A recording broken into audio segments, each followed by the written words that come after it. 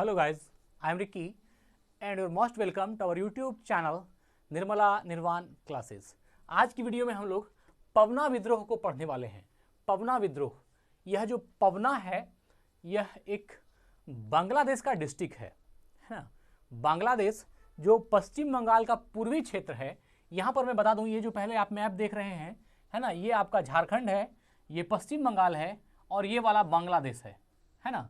तो झारखंड, पश्चिम बंगाल और बांग्लादेश, यह जो है आप अभी जानते ही हैं कि जो पश्चिम बंगाल है ये हमारे भारत का हिस्सा है और बांग्लादेश जो पूर्वी बंगाल है ना, इसको आप पूर्वी बंगाल भी कह सकते हैं, जो कि आपका पूर्वी पाकिस्तान बना है ना आज़ादी के बाद। फिर पाकिस्तान के बाद यह बांग्लादेश बना, इसकी कहानी आप जानते ही हैं। और जो पाकिस्तान अभी है वर्तमान में, जो इस तरफ है आपका भारत के मैप के बगल में, तो उसको आप जो है आप उधर से उसको पश्चिमी पाकिस्तान कहते हैं और बांग्लादेश को पूर्वी पाकिस्तान कहते हैं। तो अभी जो, या इसको अभी हम पूर्वी बंगाल भी कह सकते हैं। तो यह जो आप देख रहे हैं, यहाँ से इतना सा जो झारखंड का क्षेत्र हो गया और ये वाला हल्का जो घुसा हुआ झारखंड में क्षेत्र है, यह आपका जो पश्चिम बंगाल का डिस्ट्रिक्ट है पुरुलिया है ना, ये पुरुलिया है। और यहाँ पर जो है आपका बीरभूम जिला है ना, बीरभूम, और ये मुर्शिदाबाद, ये है बर्धमान, बांकुड़ा, हुगली, पश्चिम मेदिनीपुर, पूर्व मेदिनीपुर, साउथ 24 परगना, नॉर्थ 24 परगना, ये कोलकाता है, यहाँ नदिया है। और यह बांग्लादेश में हम एक ही चीज़ दिखाए हैं, जो आपका यहाँ पर पवना, यह जो है पवना है, यह एक जगह का नाम है। और चूंकि इस जगह से विद्रोह हुआ था, इसलिए इसका नाम पवना विद्रोह रखा गया है ना। तो वही आज हम लोग पढ़ने वाले हैं, पवना विद्रोह। तो पवना विद्रोह में पवना, अब कहीं कहीं पर पवना लिखेगा, कहीं कहीं पर पवना लिख सकता है। तो यह पवना हो या पवना हो, यह है क्या? तो यह बांग्लादेश का एक डिस्ट्रिक्ट है, एक जिला है पवना, जहां पर कि यह विद्रोह हुआ था और वह उसी स्थान के नाम से जो है यह पवना विद्रोह के नाम से जाना गया। यह एक किसानों का विद्रोह था और यह अंग्रेजों के खिलाफ विद्रोह नहीं था। यह विद्रोह जो है आप कह सकते हैं जमींदारों के खिलाफ था, है ना। यह अंग्रेजों के खिलाफ नहीं था, यह वहां के जमींदारों के खिलाफ था। खैर क्या क्या है कहानी अभी तो हम इसमें इस वीडियो में देखेंगे ही। तो चलिए आगाज करते हैं। तो सिर्फ हमको ये बताना उद्देश्य था कि ये झारखंड है, ये पश्चिम बंगाल है और ये बांग्लादेश है। थोड़ा सा मैप हमारा जो है आपको समझाने के लिए सिर्फ हमने बनाया है। तो बहुत सुंदर नहीं है, लेकिन हाँ समझने योग्य है, इतना मैं कह सकता हूँ। तो पवना विद्रोह जो है यह 19वीं शताब्दी के उत्तरार्ध में है ना। कब हुआ?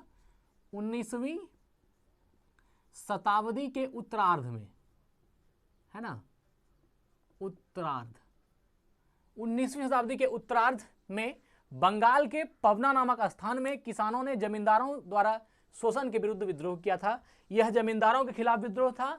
और क्यों था? क्योंकि जमींदार जो है वहां के किसानों का शोषण करते थे, इसलिए जो है यह विद्रोह हुआ, पवना विद्रोह हुआ, जिसे पवना विद्रोह कहते हैं। इसका नेतृत्व जो है सुरेंद्र नाथ बनर्जी, इसका नेतृत्व बहुत लोगों ने किया, अभी हम आगे इसका नाम बताएंगे है ना। सुरेंद्र नाथ बनर्जी यह भी है, अभी और भी नाम आएगा, सुरेंद्र नाथ बनर्जी। और जो है इनके साथ आपका आनंद बोस ये भी हैं। और जो है द्वारिका है ना, द्वारिका नाथ गांगुली, इनका भी योगदान है, द्वारिका नाथ गांगुली। इन लोगों के द्वारा जो है, क्योंकि यह लोग जो है आपका पूर्वी बंगाल के, आप देख रहे हैं सुरेंद्र नाथ बनर्जी, यह भी बंगाली नाम आपको लग रहा है, आनंद बोस और द्वारिका नाथ गांगुली, यह सब जो है इसी तरह जो बांग्लादेश का पवना डिस्ट्रिक्ट है उसी क्षेत्र के जो हैं ये लोग हैं। और वहीं ये लोग जो है इनके नेता हुए। खैर इसमें और भी नेता है जो हम आगे आपको बताएंगे इसमें है ना, जैसे ईशान चंद्र राय शंभूपाल, वह भी आएगा अभी है ना, ईशान चंद्र राय शंभूपाल है ना, शंभूपाल, यह सब जो है इसके विद्रोह के नेता थे है ना। ईशान चंद्र पाल और ईशान चंद्र राय शंभूपाल, और भी जो है इसमें और भी बहुत सारे लोग हैं। खुदी मल्लाह भी जो है इसके आंदोलन करता रहे हैं, खुदी मल्लाह है ना। ये हिंदू और मुसलमानों का मिला जुला जो है ये था, विद्रोह था। तो अब देखिए सुरेंद्र नाथ बनर्जी, आनंद बोस, द्वारिका नाथ गांगुली, ईशान चंद्र राय, शंभूपाल और ये जो है खुदी मल्लाह, इतने लोग जो हैं इसके नेतृत्वकर्ता थे इस आंदोलन के। पवना राजशाही राज की जमींदारों के अंदर था। देखिए राजशाही जो है एक राज था है ना, राज्य था।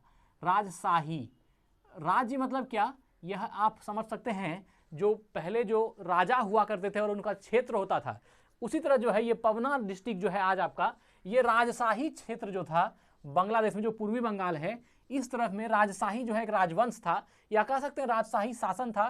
तो उसी राजशाही के अंतर्गत जो है उसी क्षेत्र में जो है यह पवना एक डिस्ट्रिक्ट आता था जहां से यह विद्रोह उठा था। तो पवना राजशाही राज की जमींदारों के अंदर था और यह वर्धमान राज के बाद सबसे बड़ी जमींदारी थी।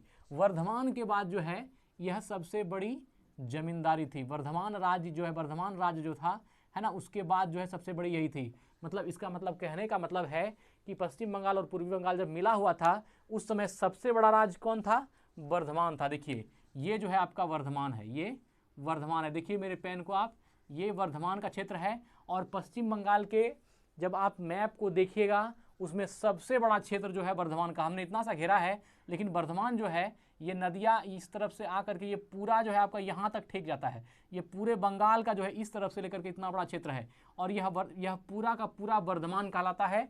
और वर्धमान राज्य जो था उस समय सबसे बड़ा भूभाग वाला राज्य था पश्चिम बंगाल का और पूर्वी बंगाल का जब वो मिला हुआ था, अर्थात कि जब वो बांग्लादेश नहीं बना था उस समय सबसे बड़ा वर्धमान था। इस वर्धमान के बाद इस पूर्वी बंगाल और पश्चिम बंगाल में कोई सबसे बड़ा राज्य अगर कोई था तो वह राजशाही था। 1 नंबर पे वर्धमान था, 2 नंबर पे राजशाही राज था। और राजशाही का ही एक डिस्ट्रिक्ट है जो आपका पवना डिस्ट्रिक्ट है जहां से यह विद्रोह हुआ था। तो आपने यह भी समझ गया कि पश्चिम बंगाल में वर्धमान सबसे बड़ा राज्य हुआ करता था और अभी भी है वर्धमान। जो आप देखिएगा पश्चिम बंगाल के मैप में, अगर आपको यकीन नहीं है आप सर्च करके देखिएगा, सबसे बड़ा जो है वर्धमान है और उसके बाद दूसरा जो है राजशाही आपका सबसे बड़ी जमींदारी थी। उस जमींदारी के संस्थापक है ना राजा कामदेव राय थे। और इसके ये जो राजशाही राजवंश था इसके संस्थापक कौन थे, राजा कामदेव राय। कौन थे, कामदेव राय जो है इस राजवंश के संस्थापक थे। किसके, राजशाही के संस्थापक राजा कामदेव राय थे। पवना विद्रोह जितना अधिक जमींदारों के खिलाफ था उतना ही सूदखोरों और महाजनों के विरुद्ध नहीं था। मतलब मैक्सिमम जो इसमें टारगेट किया गया है किसको, जमींदारों को, है ना, जमींदारों का, जमींदारों ने ज़्यादा शोषण किया है ना, उतना जो है सूदखोरों के विरुद्ध जो है यह उतना ज़्यादा यह विद्रोह नहीं था। यह कह सकते हैं है ना, जितना जमींदारों के खिलाफ था उतना सूदखोरों और महाजनों के विरुद्ध नहीं था। सूदखोरों और महाजनों के विरुद्ध उतना ज़्यादा नहीं था जितना कि यह विद्रोह जो है जमींदारों के खिलाफ था। इसका मतलब है कि यह जो विद्रोह है जमींदारों के खिलाफ है। और ऐसे देखिए अंदाजी ये नहीं समझिएगा कि जितना विद्रोह हुआ है मैक्सिमम अंग्रेजों के खिलाफ हुआ है इसलिए पवना विद्रोह भी अंग्रेजों के खिलाफ है, ऐसी बात नहीं है। ये वहाँ के जमींदारों का, यह जो बांग्लादेश पूर्वी बंगाल है जो पवना डिस्ट्रिक्ट था, यहाँ के जो राजशाही क्षेत्र थे, कामदेव राय इसके संस्थापक थे, उस राजवंश के अंतर्गत जो ये आता था, वहाँ के जमींदारों द्वारा जो है इनका शोषण होने लगा, किनका, किसानों का। तब उन्होंने जो है यह विद्रोह किया और यह सब जो है उनके नेता हुए, है ना, उस विद्रोह के। तो 1870 से 1880 के दशक में, है ना, 1870 से 1880 के दशक में, है ना, और जो है आपका पूर्वी बंगाल जो अभी का बांग्लादेश है कि किसानों ने जमींदारों द्वारा बढ़ाए गए मनमाने करों का विरोध किया। किसका किया, जो मनमाना कर लेता था उस टैक्स का विरोध किया कि जमींदार जो ज़बरदस्ती किसानों से मनमाना कर लेता है, जो उसके मन में आता है वही टैक्स लगा देता है, इसके खिलाफ जो है यहाँ बांग्लादेश के जो पवना लोग के किसान थे, है ना, इसके आसपास जो जमींदार था जो इनका शोषण करना चाहते थे, उन लोगों के खिलाफ जो है विद्रोह किया 1870 से 1880 के दशक में। और वह किस लिए था, टैक्स के विरोध में था, है ना। विरोध स्वरूप रोष प्रकट किया, मतलब कि अपना गुस्सा जो है वहाँ के किसानों ने उस जमींदारों के खिलाफ जो है गुस्सा प्रकट किया, अपना रोष प्रकट किया। आप जानते हैं कि जो मोपला विद्रोह है और जो संथाल विद्रोह है ना, मोपला और संथाल यह दोनों विद्रोह भी किसानों का ही है। हमने पढ़ाया है आपको, मोपला विद्रोह और जो है संथाल विद्रोह, यह दोनों विद्रोह जो है किसानों का ही था। और यह जो आज आप पढ़ रहे हैं कौन सा, पवना विद्रोह, यह भी किसका है, किसानों का ही विद्रोह है। पूर्वी बंगाल के किसान जो पवना जिला में रहते थे उन्होंने वहाँ के जमींदारों द्वारा शोषण होने पर जो है इसका विरोध किया और यह जो है आपका पवना विद्रोह कहलाया। पवना आर्थिक दृष्टि से एक समृद्ध इलाका था। यह जो है पूर्वी बंगाल का यह क्षेत्र बहुत समृद्ध इलाका है। पवना जो है बहुत समृद्ध इलाका था और वहाँ पर जमींदार लोग भी बसे हुए थे। 1859 में कई किसानों को भूमि पर स्वामित्व का अधिकार मिला। 1859 की बात है, स्वामित्व का जो है अधिकार दिया गया कई किसानों को और किसानों को मिले इस अधिकार के अंतर्गत किसानों को उनकी ज़मीन से बेदखल नहीं किया जा सकता। इस अधिकार में कहा गया कि जो किसान है उसको उसके ज़मीन से बेदखल आप नहीं कर सकते हैं। जिसके नाम पर जो ज़मीन है वह उसी की है। अगर 2 बीघा 10 बीघा 5 कट्ठा जो भी है वह अगर मेरे नाम पर है तो वह ज़मीन मेरी है, उसको कोई भी बेदखल जो है उसको नहीं कर सकता। इस तरह का नियम जो है उस समय था। लगान की वृद्धि पर भी रोक लगाई थी। कुल मिलाकर किसानों के लिए पबना में एक सकारात्मक माहौल था, पर कालांतर में जमींदारों का दबदबा बढ़ना शुरू हो गया। यह चीज़ सब कुछ सही चल रहा था, जिसके नाम पर ज़मीन है उसका ज़मीन है और किसी को कोई दिक्कत नहीं था। लेकिन धीरे धीरे जब जमींदार वहाँ पर बढ़ने लगे, कौन, जमींदारों का जो है दबदबा वहाँ पर बढ़ना शुरू हुआ और वहाँ के लोगों को दिक्कत होना शुरू हो गया। दबदबा पबना में बढ़ने लगा, जमींदार मनमाने ढंग से लगान बढ़ाने लगे, अन्य तरीके से भी जमींदारों द्वारा किसानों को प्रताड़ित किया जाने लगा। अंततः 1873 ईस्वी में, आप जानते हैं पबना विद्रोह जो है 1873 से 1876 ईस्वी ली जाती है। अगर आपसे पूछा जाए पबना विद्रोह कब हुआ है तो इसका काल जो है 1873 से 1876 ही होता है ना, यही काल रहता है। लेकिन ये सिर्फ जो है दशक है 1870 से 1880 का, इसलिए हमने उसको लिखा था यहाँ। तो 1873 से 1876 तक चला है ना, और अंततः 1873 ईस्वी में पबना के किसानों ने जमींदारों के शोषण के विरुद्ध आवाज़ उठाने की ठानी और आवाज़ उठाना शुरू कर दिया और किसानों का एक संघ बनाया। किसानों की सभाएं आयोजित की गई। कुछ किसानों ने अपने परगनों को जमींदार नियंत्रण से मुक्त घोषित कर दिया है ना। जमींदार का शोषण था है ना, कुछ अपना परगना को जो है जमींदारों के शोषण से मुक्त कर दिया। कुछ किसान लोग जो है इतना उत्तेजित हुए कि उन्होंने अपना अलग अलग जो है ग्रुप बनाया, सभाएं की, जो है एक दूसरे का नेतृत्व किया और साथ ही साथ जो है वो संगठित होते चले गए और उन्होंने जो है जमींदारों के खिलाफ विद्रोह बोल दिया। और बहुत ऐसा जगह था जहाँ जो कुछ परगना था जहाँ से किसानों ने संथालों का जमींदारों का जो है पूरी तरह से वहाँ पर जो है नियंत्रण मुक्त घोषित कर दिया कि यहाँ पर जमींदार का कोई नियंत्रण नहीं चलने वाला है। और स्थानीय सरकार बनाने की चेष्टा करने लगे। जमींदारों का जो है विरोध किया और क्या बनाया, स्थानीय सरकार बनाने का कोशिश किया है ना। स्थानीय सरकार का मतलब क्या हुआ कि हम जहाँ पर रह रहे हैं वहीं से चुना हुआ सरकार, वहीं का नेता जो है इस पर शासन करेगा और इस क्षेत्र का वही जो है शासक बनेगा। उन्होंने एक सेना भी बनाई जिससे कि जमींदारों की लाठियों का सामना किया जा सके।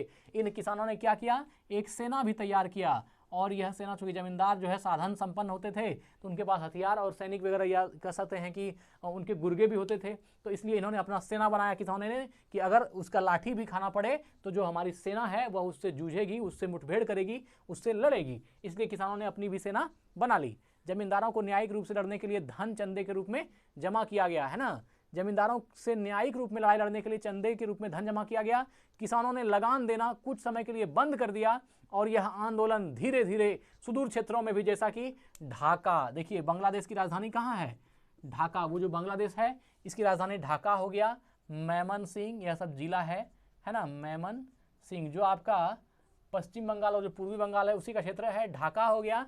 मेमन सिंह है ना, त्रिपुरा, राजशाही, फरीदपुर है ना, राजशाही, यह सब जो है उसी का जगह है। राजशाही, फरीदपुर, यह सब जो है पूर्वी बंगाल का क्षेत्र है। ढाका, मेमन सिंह, राजशाही, फरीदपुर, इन क्षेत्रों में जो है आपका विद्रोह होना शुरू हो गया। में जो है धीरे धीरे विद्रोह की आग जो है फैलने लगी। पबना विद्रोह एक शांत प्रकृति का आंदोलन था। ये बहुत भारी भरकम जो है सशस्त्र विद्रोह नहीं था। पबना विद्रोह एक शांत प्रकृति का जो है विद्रोह था, एक शांत प्रकृति का आंदोलन था, है ना।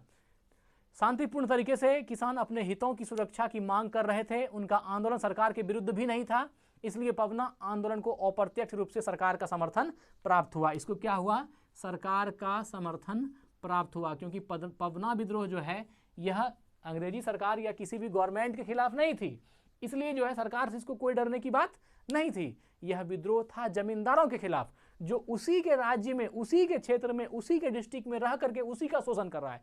किसान के साथ रहता है, किसान जो वहाँ के शुरू से रहने वाले लोग थे उसी में आया, उसी में रहा और जो है वहाँ पर आपका जमींदारी प्रथा बनाई और वहाँ पर उनका शोषण करना शुरू कर दिया। तो यह कभी नहीं भूलिएगा कि पबना विद्रोह जो है सरकार के खिलाफ कोई विद्रोह नहीं था। यह विद्रोह जमींदारों के खिलाफ था, ना ही यह विद्रोह सूदखोरों के खिलाफ था और ना ही महाजनों के खिलाफ था। यह पबना विद्रोह जमींदारों के खिलाफ था और यह एक किसान विद्रोह था, है ना, ठीक है। और उनका आंदोलन सरकार के विरुद्ध भी नहीं था, ठीक है। 1873 ईस्वी में बंगाल के लेफ्टिनेंट गवर्नर कैंपबेल, बंगाल का गवर्नर कौन था, लेफ्टिनेंट गवर्नर कैंपबेल जो है उस समय बंगाल के गवर्नर थे और कब 1873 ईस्वी की बात है, 1873, 1873 ईस्वी में जो अंग्रेज सरकार था कैंपबेल, है ना, जो आपका बंगाल के लेफ्टिनेंट गवर्नर कैंपबेल ने किसान संगठनों को उचित ठहराया। यह जो बंगाली गवर्नर थे कैंपबेल, इन्होंने भी जो है किसान के विद्रोह को उचित ठहराया। इनका भी मानना था कि किसानों ने अगर विद्रोह किया है तो यह उचित विद्रोह किया है, क्योंकि जमींदार उनका शोषण कर रहा था। यह बात जो है कैंपबेल साहब भी बूझ रहे थे, जो कि आपका 1873 में बंगाल के लेफ्टिनेंट गवर्नर जनरल थे, है ना। किसान संगठनों को उचित ठहराया, पर बंगाल के जमींदारों ने इस आंदोलन को सांप्रदायिक रंग देना चाहा। अब देखिए, जमींदारों के खिलाफ विद्रोह है तो जमींदार तो चाहेगा कि किस तरह से इसको फंसाया जाए, उलझाया जाए इन लोगों को। तो उन्होंने क्या किया, इस पवना विद्रोह को जो है सांप्रदायिक बनाने का कोशिश किया, है ना। क्या किया, इस आंदोलन को जो है, किसानों के इस संगठन को, है ना, वो चाहता था कि इसको सांप्रदायिक रंग दें, है ना। और जो है इसको सांप्रदायिक रंग में देने का मतलब क्या है, जो धर्मगत है ना, उसमें इसको सांप्रदायिक बना दें, है ना।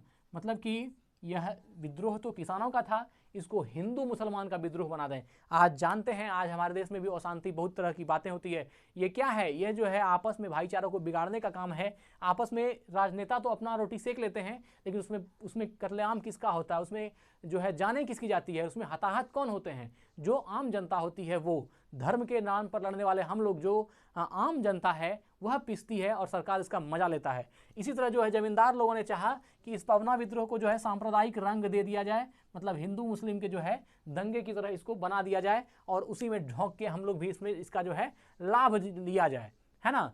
तो पर बंगाल के जमींदारों ने इस आंदोलन को सांप्रदायिक रंग देना चाहा। एक अखबार, हिंदू पैट्रियोट, क्या नाम है अखबार का,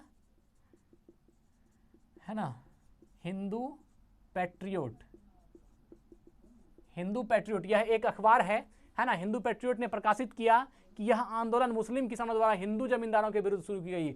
जमींदारों ने क्या चाल चल दिया कि यह इस तरह से बना दो कि जो यह जो विद्रोह है, यह किसानों द्वारा, मुस्लिम किसानों के द्वारा जो हिंदू जमींदार है उसके विरोध में यह आंदोलन चला है। और जो है न्यूज़पेपर ने, हिंदू पैट्रियोट ने जो है यह लिख दिया कि यह जो विद्रोह है ना, यह प्रकाशित किया कि यह आंदोलन मुस्लिम किसानों द्वारा हिंदू जमींदारों के विरुद्ध शुरू की गई है। जबकि पवना विद्रोह में हिंदू और मुसलमान दोनों वर्ग जो है इसमें किसान के रूप में शामिल थे। जो हिंदू हैं वो भी इसमें शामिल थे, और जो मुस्लिम भाई बंधु हैं वह भी, हिंदू और मुसलमान दोनों ही शामिल थे, क्योंकि दोनों ही किसान थे, दोनों ही फार्मर थे। और यह जो है फार्मर का विद्रोह था, किसानों का विद्रोह था। लेकिन जमींदारों ने जो है इसको सांप्रदायिक रंग देने की कोशिश की, है ना। आंदोलन के नेता भी दोनों समुदाय के लोग थे। ईशान चंद्र राय, शंभूपाल, देखिए यहाँ पर जो है ईशान चंद्र राय को हमने लिखा, यह भी नेता थे, शंभूपाल भी नेता था, और खुदी मल्लाह जो एक मुस्लिम भाई हैं, यह भी इसके नेता हैं। तो अब देखिए, हिंदू मुसलमान जब सब नेता है तो फिर इसमें कैसे कहा जा सकता है कि यह जो है सिर्फ सांप्रदायिक रंग देकर के, यह कैसे कहा जा सकता है कि यह जो है हिंदू जमींदारों के खिलाफ मुस्लिम किसानों का विद्रोह था। यह सरासर गलत बात थी। जबकि इसका नेता आप देखिए, सुरेंद्रनाथ बनर्जी, आनंद बोस, द्वारिकानाथ गांगुली, ईशान चंद्र राय, शंभूपाल, खुदी मल्लाह, ये सब जो है आपका हिंदू मुसलमान मिलीजुली जो है किसानों का विद्रोह था। लेकिन जो है इसको सांप्रदायिक रंग देने का कोशिश किया गया। आंदोलन के नेता भी दोनों समुदाय के लोग थे, है ना। इस आंदोलन के परिणाम स्वरूप 1885 का बंगाल काश्तकारी नियम आया। क्या आया, 1885 का जो है बंगाल काश्तकारी नियम भी जो है इसके साथ ही लागू हो गया। अब 1885 का जो बंगाल काश्तकारी नियम है वह क्या था, हम उसको भी बताएंगे आपको, है ना। इसी विद्रोह के बाद, पवना विद्रोह के बाद जो है 1885 का, है ना, बंगाल काश्तकारी, है ना। 1885 ईस्वी का बंगाल या टेनेंसी एक्ट कह सकते हैं, या इसको बंगाल टेनेंसी एक्ट कहिए या बंगाल काश्तकारी कहिए। बंगाल काश्तकारी जो है पारित हुआ, है ना, या इसको, है ना, बंगाल टेनेंसी भी कह सकते हैं। बंगाल टेनेंसी बहुत बार पूछा जाता है, ध्यान रखिएगा। टेनेंसी, बंगाल टेनेंसी एक्ट, यह जो है पारित हो गया कब, 1885 में। याद रखिएगा, अगर आपसे कोई प्रश्न पूछा जाता है कि बंगाल काश्तकारी नियम जो है कब पारित हुआ, या बंगाल काश्तकारी या कहा जाए बंगाल टेनेंसी एक्ट कब पारित हुआ, तो बंगाल टेनेंसी एक्ट जो है वह 1885 में पारित हुआ, है ना। इसी विद्रोह के बाद, किस विद्रोह के बाद, पवना विद्रोह के बाद जो है बंगाल काश्तकारी या बंगाल टेनेंसी एक्ट पारित हुआ। और हुआ जिसमें किसानों को कुछ राहत पहुंचाने की व्यवस्था की गई। इसमें जो है बंगाल में किसानों को जो है राहत पहुंचाने के लिए यह जो है एक्ट लगा था, है ना। बंगाल काश्तकारी पारित किया या बंगाल टेनेंसी एक्ट पारित किया। अब यहाँ से आपके दिमाग में एक सवाल उठता होगा, यह विद्रोह तो अंत हो गया, पवना विद्रोह का अंत हो गया, बंगाल काश्तकारी नियम लागू हो गया 1885 में और वह विद्रोह जो है दब गया। ये बात तो सही है, लेकिन अब बंगाल काश्तकारी या बंगाल टेनेंसी एक्ट क्या है यह जान लीजिए, है ना। बंगाल काश्तकारी अधिनियम 1885 बंगाल सरकार का एक अधिनियम था जिसने व्यापक किसान विद्रोह के जवाब में जमींदारों और उनके किराएदारों को अधिकारों को परिभाषित किया था। कि अब देखिए टेनेंसी एक्ट के द्वारा जो जमींदार थे और जो किसान लोग थे, दोनों के बीच में जो लफड़ा होता था, बार बार जो आंदोलन विद्रोह हो रहा था या जमींदार लोग शोषण करना चाहते थे, उसमें कुछ जो है इस बंगाल काश्तकारी नियम या बंगाल टेनेंसी एक्ट के द्वारा जो है उस चीज को परिभाषित किया गया कि जो जमींदार का दायरा है और जो किसान का दायरा है, दोनों को बढ़िया से जो है परिभाषित करके ढंग से कर दिया गया ताकि आगे जो है कोई किसी का शोषण ना कर सके और किसानों को सहूलियत देने के लिए जो है यह बंगाल काश्तकारी पारित हुआ। तो क्या बोला, बंगाल काश्तकारी अधिनियम 1885 बंगाल सरकार का एक अधिनियम था जिसने व्यापक किसान विद्रोह के जवाब में जमींदारों और उनके किराएदारों के अधिकारों को परिभाषित किया। जो जमींदार हैं उनका भी परिभाषा और जो उसमें रहने वाले किराएदार हैं उसको भी परिभाषित किया। अगर दोनों ही साफ साफ परिभाषित हो जाएगा, दोनों का ही सीमांकन हो जाएगा, तो फिर विद्रोह या लफड़ा का सवाल नहीं उठता है। लेकिन जब कोई चीज पूरी तरह से डिफाइन नहीं होगी तब फिर जो है शोषण होने का बात होता है। तो किराएदार का और जमींदारों का दोनों को ही जो है परिभाषित किया गया, किसके द्वारा, बंगाल काश्तकारी द्वारा या बंगाल टेनेंसी एक्ट 1885 के द्वारा, है ना। पवना विद्रोह या पवना कृषि वास्तव में, या पवना विद्रोह कहिए या इसको कहीं कहीं पवना कृषि विद्रोह भी बोला जाता है, यह भी याद रखिएगा। पवना विद्रोह या पवना कृषि विद्रोह, यह दोनों जो है एक ही चीज है, पवना विद्रोह या पवना कृषि विद्रोह। तो कहीं कहीं पर आपको पवना कृषि विद्रोह भी मिलेगा। और याद रखिएगा यह हमेशा क्या है, एक किसानों का विद्रोह है और यह अंग्रेजों के खिलाफ नहीं था, यह वहां के स्थानीय जमींदारों के खिलाफ था, है ना।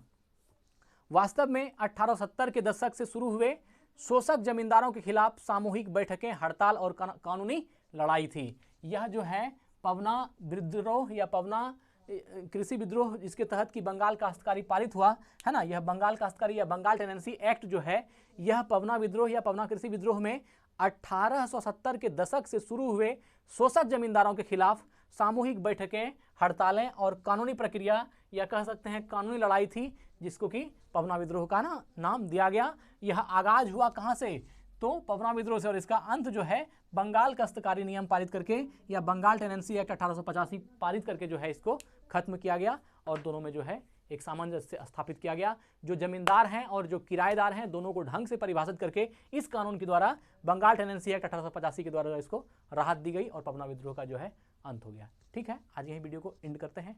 धन्यवाद, स्वस्थ रहें, अपना ख्याल रखें। जय हिंद, जय भारत।